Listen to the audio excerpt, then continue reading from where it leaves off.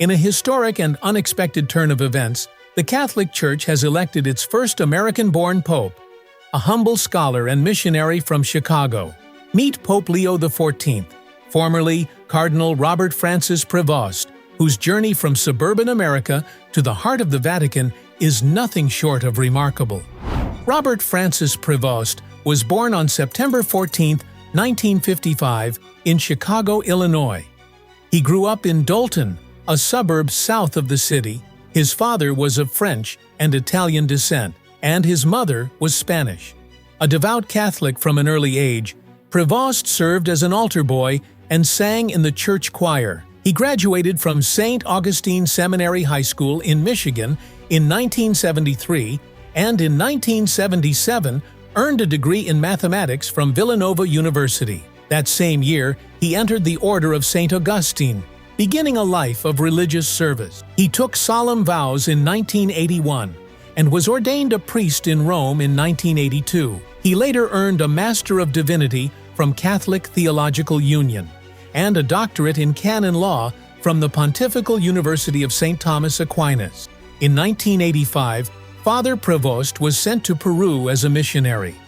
For nearly 2 decades, he worked closely with the poor and underserved, serving as a parish priest, seminary professor, and diocesan administrator in cities like Chulucanas and Trujillo. He also taught canon law and helped shape future priests. During Peru's political unrest in the 1990s, he spoke out for justice and human dignity, earning respect among the local population. In 2014, Pope Francis appointed him Apostolic Administrator of the Diocese of Chiclayo. A year later, he became the Bishop of Chiclayo and was granted Peruvian citizenship in recognition of his deep commitment to the country. He played an active role in the Peruvian Episcopal Conference, especially in education and charitable efforts. Rome soon took notice of his leadership. In 2019, he joined the Congregation for the Clergy. In 2023, Pope Francis appointed him as prefect of the Dicastery for Bishops, responsible for vetting and selecting bishops around the world. He also became president of the Pontifical Commission for Latin America. In September of that year, he was made a cardinal, joining the ranks of the Church's most senior officials.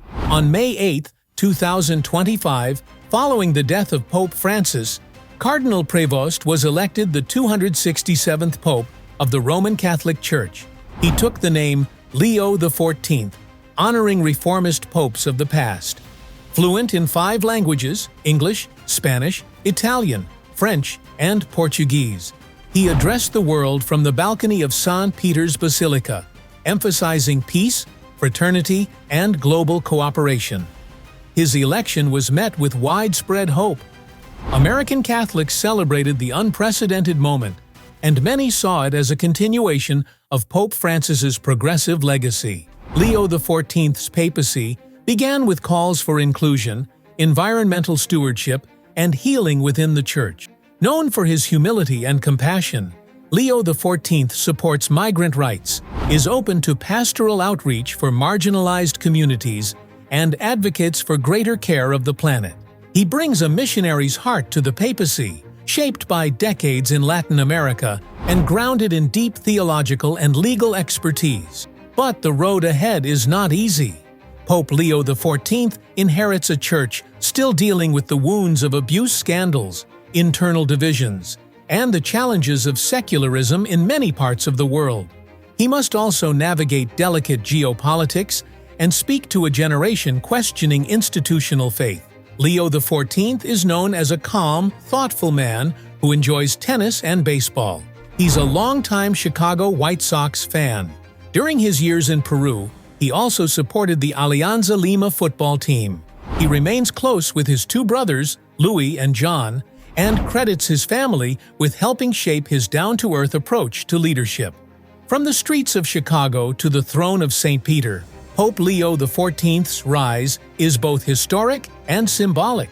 He represents a church increasingly global and diverse, one that continues to adapt to the modern world while holding to its ancient truths. Only time will tell how history remembers him.